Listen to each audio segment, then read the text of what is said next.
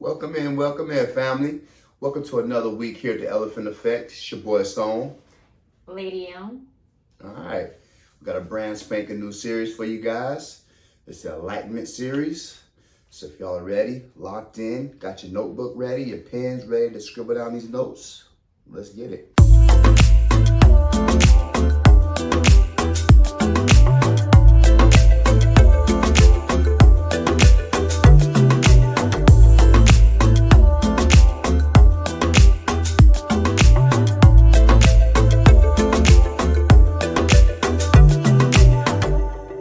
Okay, welcome back in. Welcome in. Like we said, got a brand new series for you guys, the Enlightenment Series, all right? Teaching you how to get enlightened. Hopefully, like I said, grab your pen, your pencil. Let's get these notes down. Let's jump right into this thing. And you got to realize you are not your mind, all right? The moment you realize that, everything begins to change. That voice is in your head, that isn't you. Now, of course, you control some of the thoughts and, the patterns. Of course, that's your daily thoughts. But that inner narrator, that's your mind doing what it does, thinking, all right?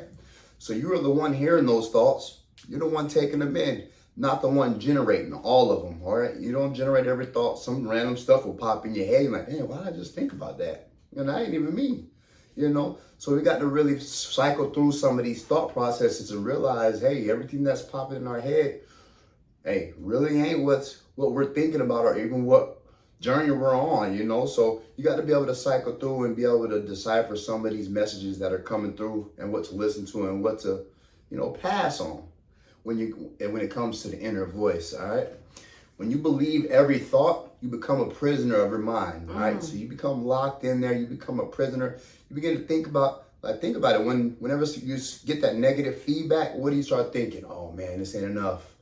What does your mind say? Oh, you fail. No, but that's not truly you. That's just your mind thinking about all that negativity, letting it swirl, letting it fester, letting it sit in there. And as long as you don't give it any power, guess what? You're not listening to it and you're not letting it control your being, all right?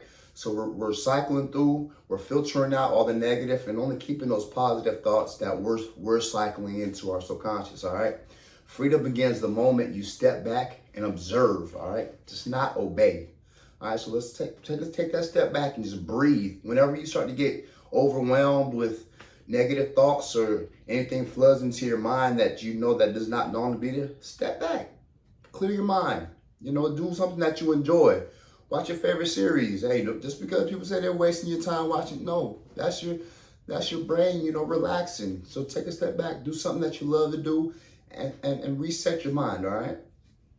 Absolutely. That's good. That's good. I like the freedom begins when you take a step back and observe and not obey, because oftentimes we are held captive with our thoughts because we obey the thought and not actually just take that step back. And that's powerful. Kind of ties back into everything that we have been talking about, just owning your power and walking in it. And so I already see that this is definitely going to be a mystery that unfolds. So going into topic number 2, talking about power, the power of the witness. There's a quiet awareness in you that notices your thoughts. That's you. Thoughts come and go, but the observer remains. Your inner peace grows the more you identify with the watcher and not the noise. And so this is good because you definitely want to silence the noise so that you do have that inner peace, and then you gain that control and that power over the thoughts. Keep in mind what I stated before, that there's a quiet awareness. And so in order for you to have that awareness, you definitely have to make sure that you are the force behind the noise that we allow. The noise being those thoughts that we control and we don't control. But what are you willing to lead your life? You're not here to control every thought. You're here to see them through, or in essence, see through them. Right. Oftentimes, as he stated, things will pop into your mind, and sometimes we allow those thoughts to fester, and then we turn it into a whole situation when it was just a thought passing through. It was something of our subconscious that then got in our conscious, then became a thought when it wasn't even created for us. It was just some residue that we picked up and we allow it to come into fruition. So, just making sure that you're aware And in your peace, understanding that I'm grown enough, or I'm here to take note and identify that I am the watcher, and I know how to silence the noise, because sometimes we can take situations and create noise simply by getting out of control. Mm-hmm. Getting out of control. So let's stay in control, especially when it comes to that mind. 'Cause it's a wicked place if Absolutely. it gets out of control. All right. And that'll bring us right into our third point: how the mind creates illusions. All right. And remember, the mind is a powerful place. And it'll play tricks on you if you allow it to. All right. Because you gotta remember, it's one of the strongest muscles in the body. You know, and it's very influential if you let it get you stirred up. All right. So the mind uses memory, it uses fear, it uses projection and judgment to shape your reality. Yes. Remember that.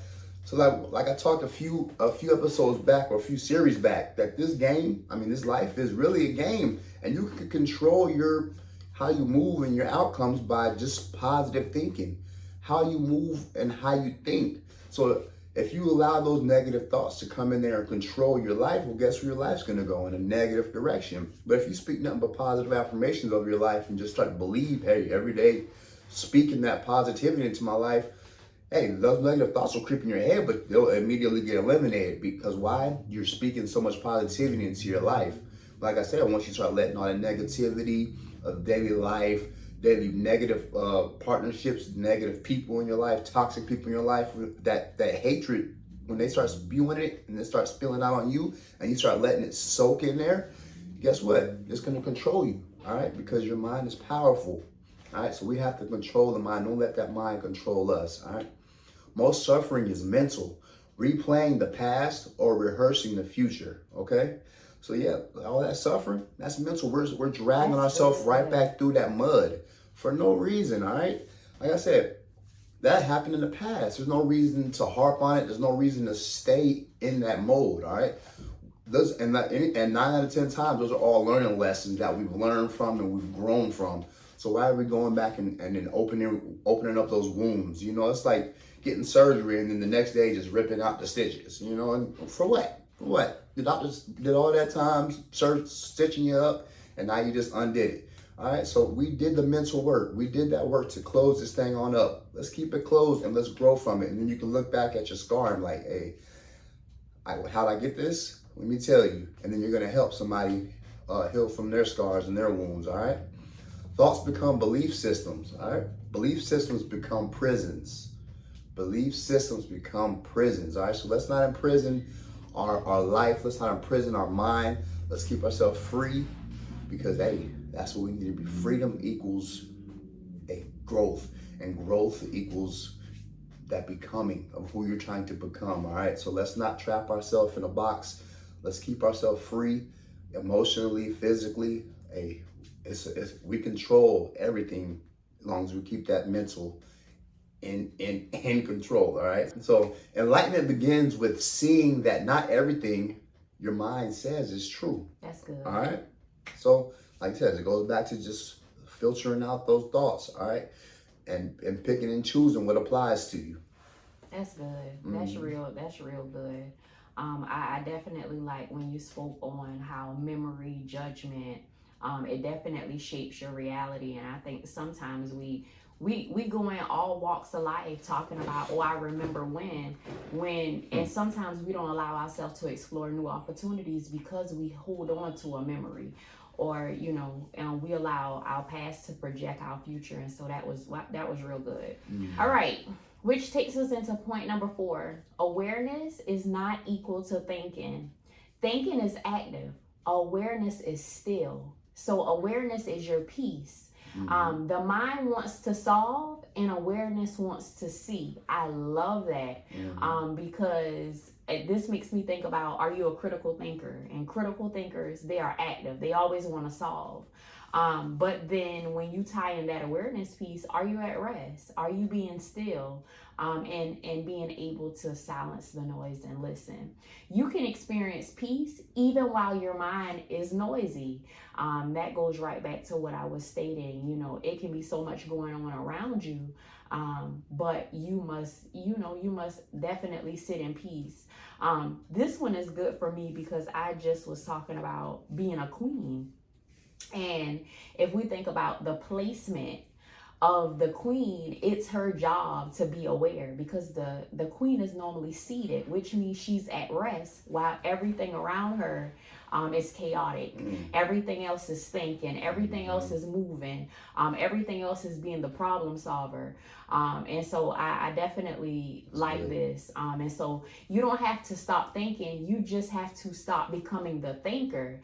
And so I know that I'm a overthinker, and sometimes I don't pull away long enough to become aware, and it's because of just what you stated. You know, past experiences, all those things will grab a hold of you, and we have gotten so accustomed to being in control that we don't feel like, oh, we need to take a step back. Oh, this is my time to take initiative. This is my time to stop the problem before the problem becomes a problem to me. And so just in this instance alone, just the whole enlightenment piece of just thinking before you act, thinking and just being aware that it's kind of crazy to say this, but my thoughts are not my own, so to speak, and just being able to filter through them and just know that it's more important to be aware than to be always thinking, because when you're always thinking, you always feel like you have to be in control and you have to stay active, or you have to stay in problem solving mode, when sometimes all you need to do is sit in that stillness and rest. That brings us right into number 5. All right, ego. That ego, the mind's favorite disguise. There it is. A lot of us love to stay in that little ego mode. All right. The ego says, I am what I think. I am what I do. I am what I control or achieve. All right. So when the ego runs your life, peace is always postponed. That's good. All right. You gotta get your ego out of the way. All right. It doesn't really serve you to be egotistical in a growing process. All right. You know, we got to get it out the way, and don't let that control your life. All right. Because like I said, peace is always postponed. It hides behind that, you know, and as soon as we shed it, then guess what? Your life becomes wide open and you can start to get that fresher breath air. All right. So the ego fears silence. All right. It fears silence because silence reveals the truth. Okay. Ego wants to be loud. It wants to be egotistical. You know, it wants to be out there, boisterous. You know, but as soon as we start to defeat that and we reel it in, man, we talked about silence in every series, pretty much. You have to revert back to that, you know, and that silent and that quiet space is where we really begin to learn ourselves and really begin to live our best life, because we're not being, you know, overzealous, and we're not being egotistical. You know, we're shedding that, and we're living in our peace, and we're living in our truth. All right. So the more you awaken, the less you need ego to feel real. All That's right. it. That ego, it'll definitely make it feel like you that person, you know, but that's not you. You know, you might be that person, but you don't need to show it, and you don't need to boast on it. All right. Let's live in our peace and realize that, hey, we're becoming who we need to become. And let's shed that ego. It's time, all right? Yeah, that's definitely good. That's good. So headed right into topic number 6, the stillness behind every movement. That alone is a mouthful.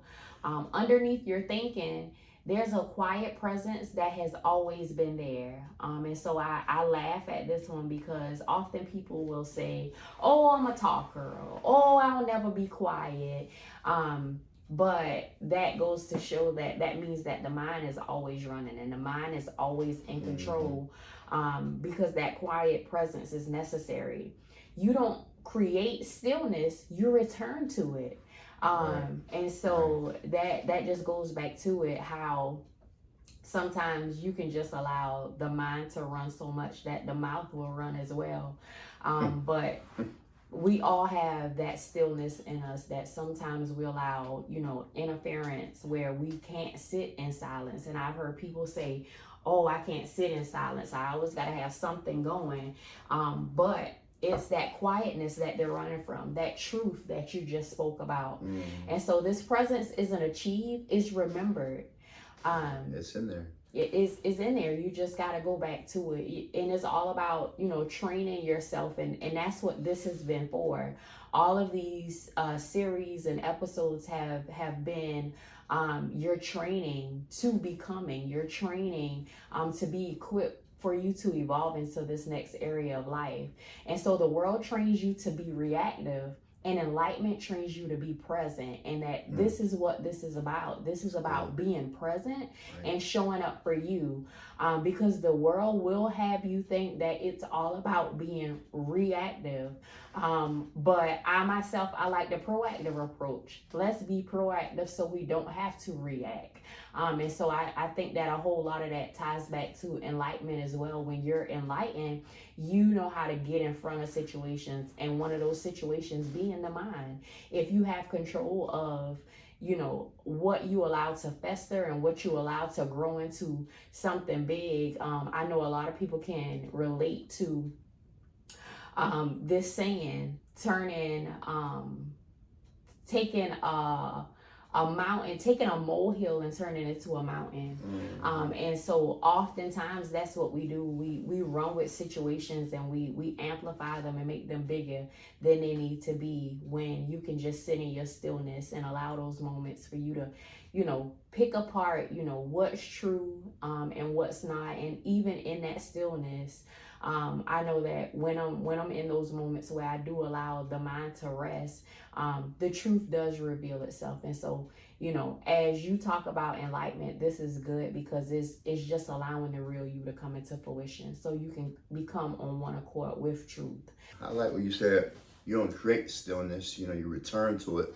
And that's one thing that a lot of people struggle with when they're trying to become that new part of them. They say, well, how do I sit still? Like she was saying that, a lot of people say they can't sit in quiet. Well, how do I do that? How do I, when my mind's steadily going? And you just got to think back to a time when you were like that, before all the craziness started happening. Start remembering some of those times when you were at peace and at stillness. Absolutely. And what was going on, what situation was happening at that moment.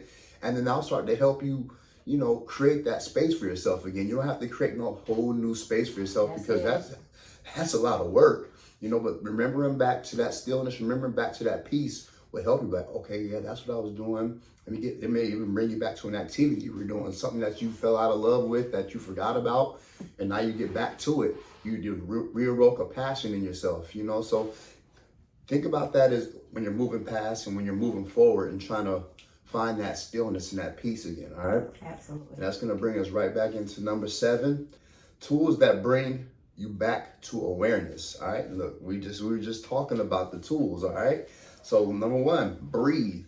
Just breathe. It interrupts thought and it anchors presence. All right, so just like I say a lot of times, take that step back and just breathe. Control yourself. All right, when you were young, they say count to 10, or that's what it is. Calm yourself. Take them exhales and them breaths in. It's not, Buddhists and all them, they do that on purpose, because that's a relaxing exercise that helps you recenter yourself and it helps you realign, all right? And observation, all right? Watching your emotions without attachment is power, okay? So observe. While you're sitting back and you're breathing, observe. Watch what your emotions are doing, all right? And let's not get overwhelmed, all right? Nature. Being out in nature, that's one of the purest things you can do to get back to your awareness. Just seclude yourself in a beautiful scenery. Go out in the middle of the woods somewhere and just walk, or just go on a trail, or just, even if you just got to get out in your neighborhood and just walk around a pond or something, just get out in nature, enjoy what it is. That pure presence has no mind chatter, all right? So you want to get somewhere where you're not going to be over flooded with noise and a lot of stuff going on. No, just get yourself out there with presence, and that'll help you get back to that awareness a lot faster. And meditation, a lot of people speak on meditation. Me, myself, I would love to get into meditation a little bit more, because it definitely helps. And and it's a scary thought, just sitting still and just but hey, if you have that problem getting to that stillness and you feel like your mind never rests, that would definitely be something that you can look into. If it's something that you're serious about, not for quieting the mind only, but for separating from it. All right. Absolutely. So you want to separate when you start to get overwhelmed with those thoughts and those negatives. Yeah, take a step back and say, I got to get control over my mind. And these are just some of the tools that will help you get there. All right. I definitely can relate to all four of those tools. The one that I love the most is meditation. Not everybody can connect with that one. But YouTube have so many variations of meditation, starting at 2 minutes up to 10 minutes, just depending on where you want to start. But I would definitely recommend meditation, because meditation almost makes it feel like your thoughts are sitting or standing beside you, because you are becoming one with self. So starting out, it may feel a little unorthodox, but as you get with it, you'll definitely understand, and you'll start unpacking some of the things that have been on your mind. And it does give you a whole new sense of clarity. And so going into topic number 8, the shift that changes everything. The moment you stop identifying with your thoughts, you create space.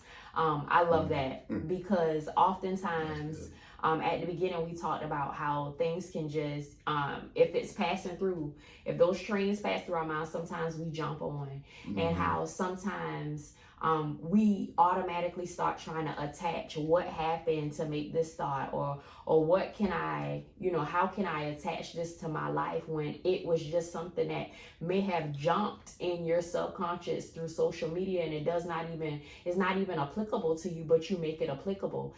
Right. So in this shift is about stopping yourself from trying to identify with every thought, so that you can create space to be enlightened, create space to become, create space to be empowered. And so in that space, peace lives. And I know that I have been harping a lot on peace, because I understand when your peace has been robbed from you, it's hard to get it back. And once you get it back, you definitely want to hold on to it for dear life. Right. And so in that space as well, clarity lives, and then truth lives. And you definitely want to live in the purest version, living your truth.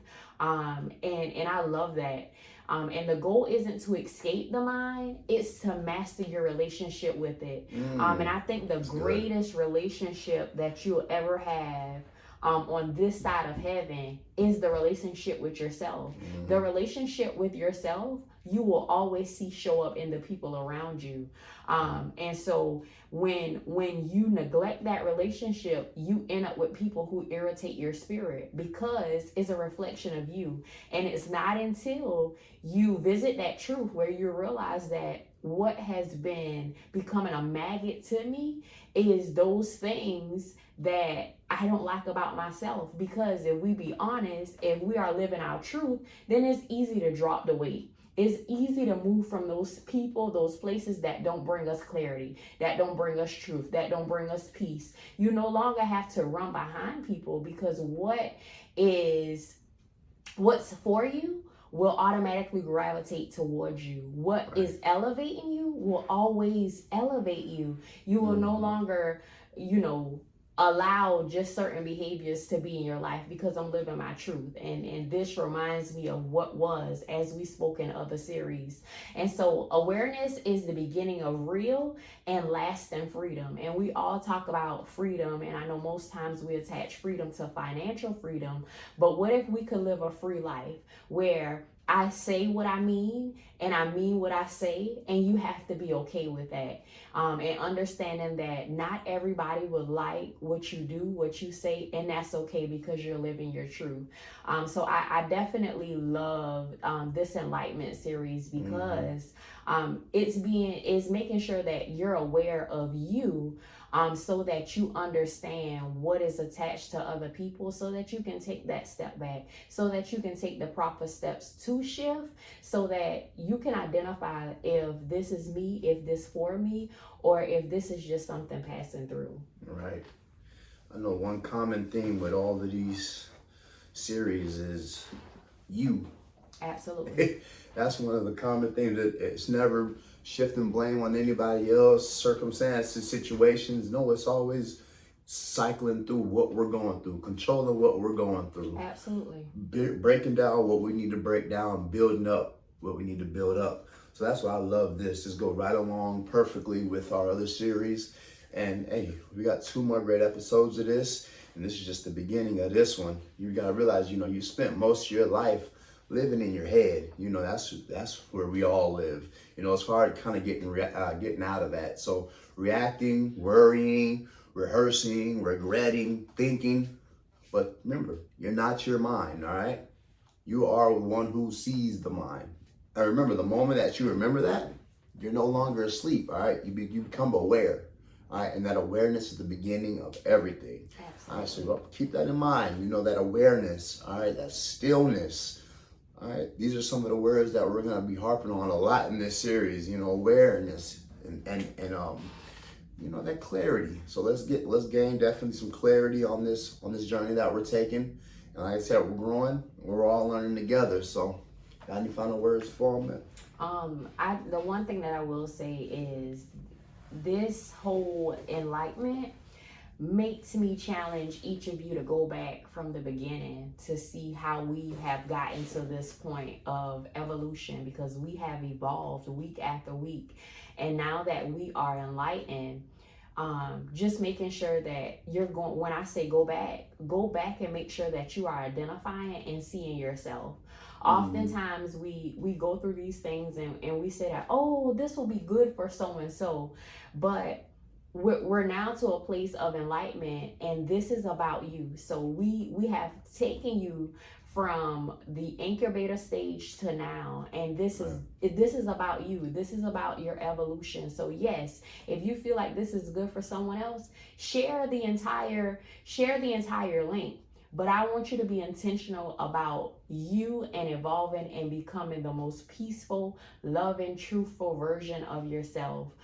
Because your time is now. We have focused so much on next because of life experiences, but I want each of you to take advantage of right now. Because if tomorrow never comes, I want you to be the most empowered and rich, enlightened individual to know that I may not have had control then, but I am in control now. And so this is your opportunity to take what you have been given and run with it, to be intentional and selfish about you. This is your time to be selfish. This is that self-care, self-love that everybody wants to tie a dollar amount to. When this part of evolving, it's going to cost you something, as we stated before, but those things that they're going to cost you don't even compare to the wealth that you're about to walk into. Right. Because health is true wealth. Because if you're not here, you can't even enjoy the monetary piece of it anyway. But it's time to tap in. This not even about recreating the mind. This is tapping into the mind and making sure that there is no thought living rent free, that you're taking control. We're no longer losing sleep because our mind is on the hamster wheel. This is about becoming aware and being proactive and not reactive. So I definitely hope that you all are in it to win it. I'm definitely running on to see what the end is going to be with my enlightened self. Absolutely. But like I said, this is just the beginning. All right, so tap back in with us. We'll see you guys next week. Have a beautiful rest of your week. All right, be safe out there, and we love you. We'll see you next week. Peace. Peace.